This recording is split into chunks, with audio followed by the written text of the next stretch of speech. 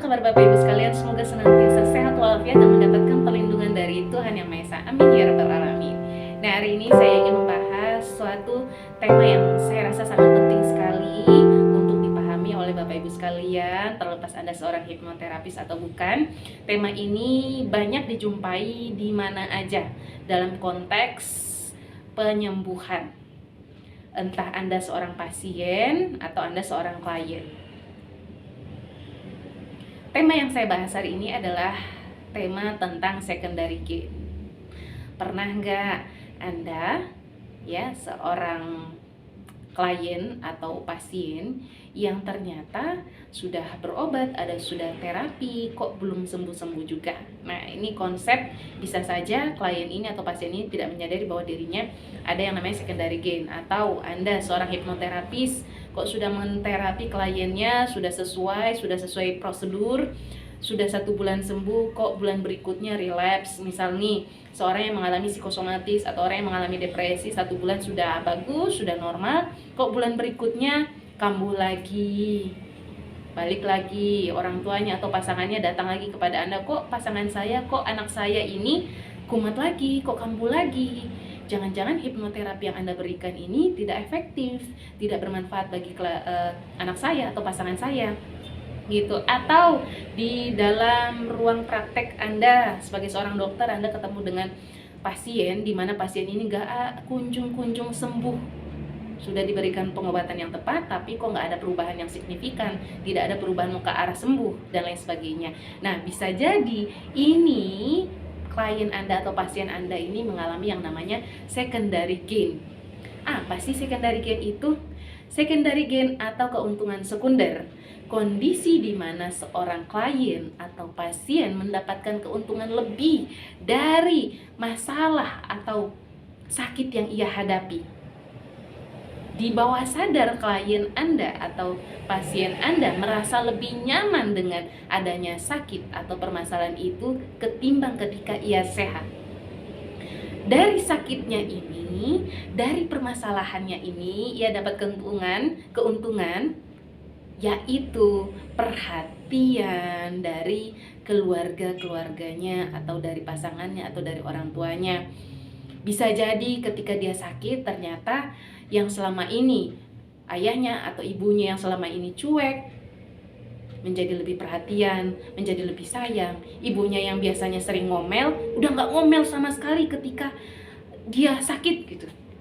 Atau pasangannya yang sebelumnya cuek, yang sebelumnya hanya sibuk kerja, yang sebelumnya cuman acuh tak acuh, ketika pasangannya ini, istrinya ini sakit, terjadi perubahan drastis dari perlakuan suaminya. Suaminya yang mungkin cuek menjadi lebih perhatian, lebih lembut, lebih sabar, dan banyak hal-hal positif yang ia dapatkan ketika ia ada masalah atau ia dapat sakit gitu. Dan dari kondisi ini, ketika ia mendapatkan permasalahan atau sakit dan diberikan perlakuan yang sedemikian rupa menyenangkan, membahagiakan, atau perlakuan yang sangat positif dari sebelum ia sakit atau sebelum ia dapat masalah, maka bawah sadar ini ngerasa nyaman dengan kondisi itu. Bawah sadar menganggap bahwa lebih baik si klien ini sakit atau ada masalah daripada ia sehat.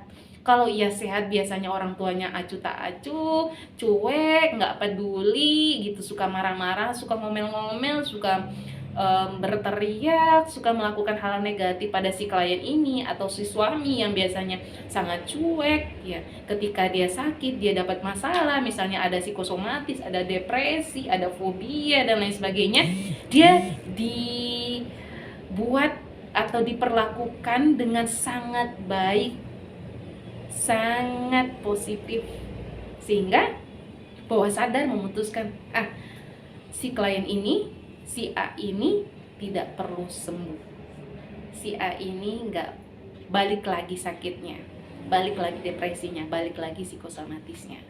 Nah, kadangkala ya Bapak Ibu, klien sendiri ini aja tidak menyadari bahwa di dalam dirinya ada secondary gain. Harus ada yang namanya intervensi lanjutan, intervensi terapi untuk mengatasi yang namanya secondary gain ini. Dan bahkan juga mungkin Anda Bapak Ibu praktisi hipnoterapi tidak tahu bahwa klien Anda ini ternyata ada mengalami atau ada di dalamnya itu secondary gain. So, sebagai seorang hipnoterapis, apa yang perlu kita lakukan? Yaitu kita atasi dulu secondary gain supaya ada perubahan yang lebih terhadap diri klien itu sendiri. Termasuk teman-teman yang berprofesi sebagai dokter ya, atau bidan atau perawat yang ternyata punya pasiennya nih, Anda boleh mulai berpikir, mulai evaluasi, kok pasien-pasien saya ini kok tidak ada perkembangan, kok tidak ada perubahan, kok tidak sembuh-sembuh gitu. Jadi perlu Anda ketahui, mungkin saja di dalam diri klien itu atau pasien itu ada yang namanya secondary gain. Nah, bagaimana cara untuk mengatasi secondary gain dalam ilmu hipnoterapi? Kita mengenal teknik-teknik tertentu untuk membantu seseorang bisa keluar dari atau bisa merilis secondary gain-nya. Perlu Bapak Ibu ketahui, dalam mengatasi secondary gain ini tidak bisa diatasi dengan obat-obatan, tetapi perlu pendekatan yang lebih mendalam di bawah sadar klien atau pasien Anda, supaya apa? Secondary gain itu bisa benar-benar teratasi. Dalam ilmu hipnoterapi Bapak Ibu, salah satu hal yang penting, yang mendasar, yang perlu dipunyai oleh seorang klien adalah dia benar-benar atas kesadarannya untuk datang ke hipnoterapis untuk diterapi. Kalau memang benar-benar dengan kesadarannya, dengan keinginannya yang kuat, maka saya yakin untuk mengatasi secondary gain ini bisa lebih memudahkan hipnoterapisnya ketimbang ia datang dipaksain oleh orang tuanya, dipaksain oleh keluarganya, sehingga kalau seperti ini bukan atas kehendaknya sendiri, bisa menjadi suatu hal yang butuh proses untuk ke arah kesembuhan klien atau pasien itu sendiri. So, Bapak Ibu, semoga sharing ini bisa bermanfaat.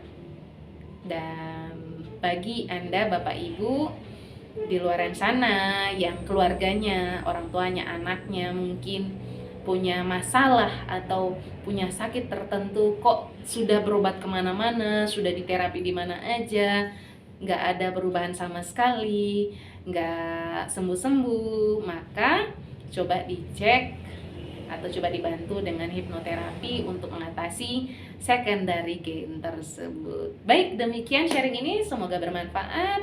Salam hipnoterapi. Assalamualaikum warahmatullahi wabarakatuh. Terima kasih sudah menonton video ini.